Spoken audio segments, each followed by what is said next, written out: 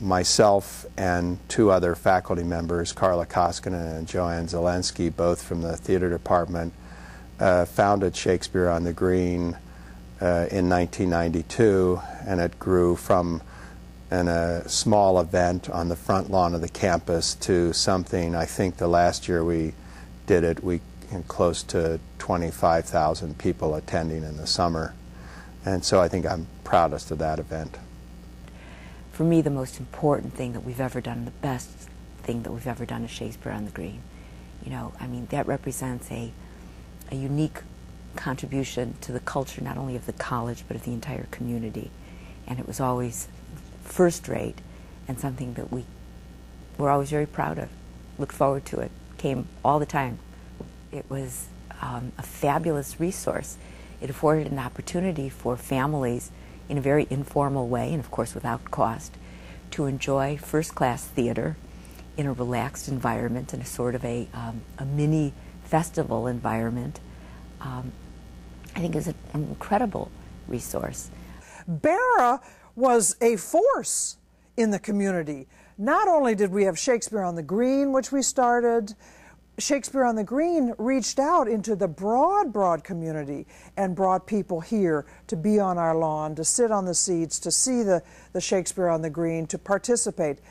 The sadness in my heart now about Bara is that this artistic, intellectual bent, strength, ability has the potential of going away. It's not in the community anymore.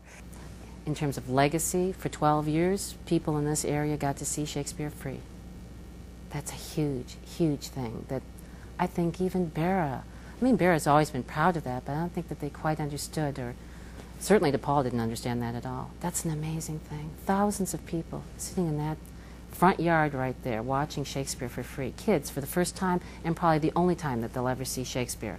Well, I enjoyed especially that first year and a half of the Bara series where we had really big speakers. I think Terry Tempest Williams made a very significant impact on the students at a tough time, because that was when the fate of Bara was about to be decided. A tough time in our lives and a tough time in her life, actually. I mean, the stuff that I remember, though, is like the midnight breakfast during finals week when a bunch of staff members and some faculty would get together and cook the students' breakfast in the cafeteria at like midnight one night during finals week, and it was great. That's the I remember those little things. I don't remember like graduations or things like that. I remember events that we created, you know, like bad art golf. There were, at the time, there were about 18 pieces of bad art on campus. I mean, not necessarily, I mean, beauty's in the eye of the beholder, yada yada. But we just go and, you know, wander around campus, and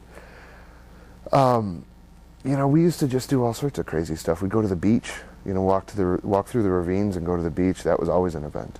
In the 2004 commencement here at Bara, the commencement speaker was Arun Gandhi, who was the grandson of Mohandas Gandhi, the great liberator of India through nonviolence.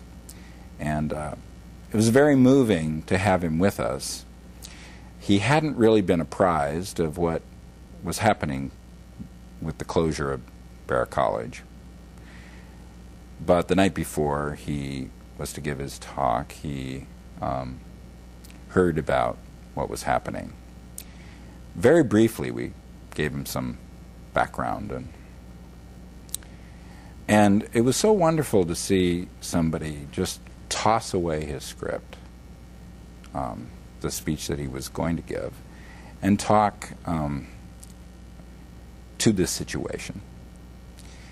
And I think that was a lesson for the graduates. It was a lesson for the parents. I think anybody who was listening. Graduation is the bittersweet moment. It's unlike the beginning of an academic year. It's the close of not just an academic year, but to an academic career.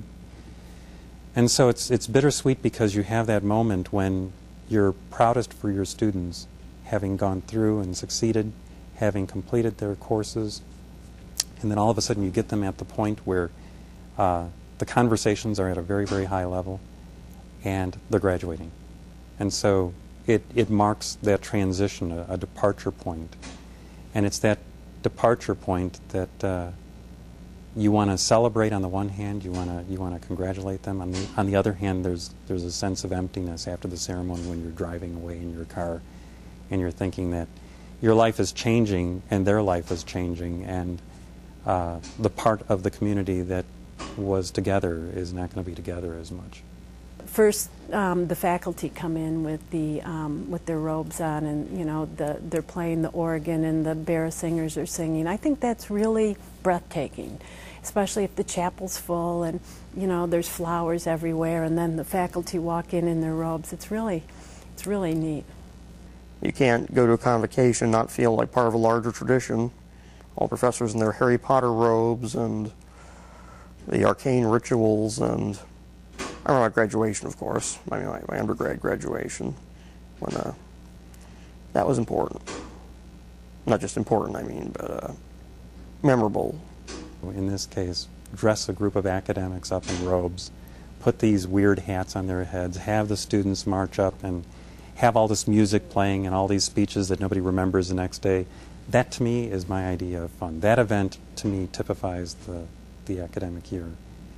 And it's fun because it's got a formality that ties us with a legacy of liberal arts education that goes on from centuries to the present, and will continue, hopefully, for many years to come, the idea of a community coming together in convocation. For the annual cleanups, before we became DePaul, every summer the alumni would come in and we'd get all of the new freshman class, and we would do projects. I remember actually planting a garden with outside of Cuneo with some students. I remember them painting the floor of some of the classrooms and repairing ceiling tiles. I think some of the events, especially the theater productions, has meant quite a lot to the community. The Shakespeare on the Green has been just an outstanding addition to the community all over the North Shore. People know about that. And the fact that you could bring free Shakespeare to everybody and have it an event where you can bring your children and introduce them to some of Shakespeare's work, which I've done. We've had some wonderful speakers. Probably one of the biggest thrills to me was when Senator McGovern came to campus, and we got to know him a little bit better. But all of the people that have come have been interesting in their own way. We had some glory days with our basketball team, and that was fun. For a while, my own nephew was here on that team, and so that was really fun for me because there was a personal hook to it. And they didn't do as well when my nephew was here. After he left, then they started to go gangbusters, and eventually did so well that were they third in the country or something. So that was exciting. So the games were always fun. We used to have a lot of dances in the cafeteria. I don't know why that stopped, but they decorate the cafeteria and bring in bands or disc jockeys, and I used to like to come and just kind of hang out with the students on a different level from in the classroom. Oh, and the ghost walks. You ever been to one of the ghost walks? Oh, those were awesome. The theater students usually did those for Halloween as a little fundraiser, and they'd take you all through the campus and tell all of the ghost stories that are part of Bara legend, and they dress up and act scary, and those were always fun.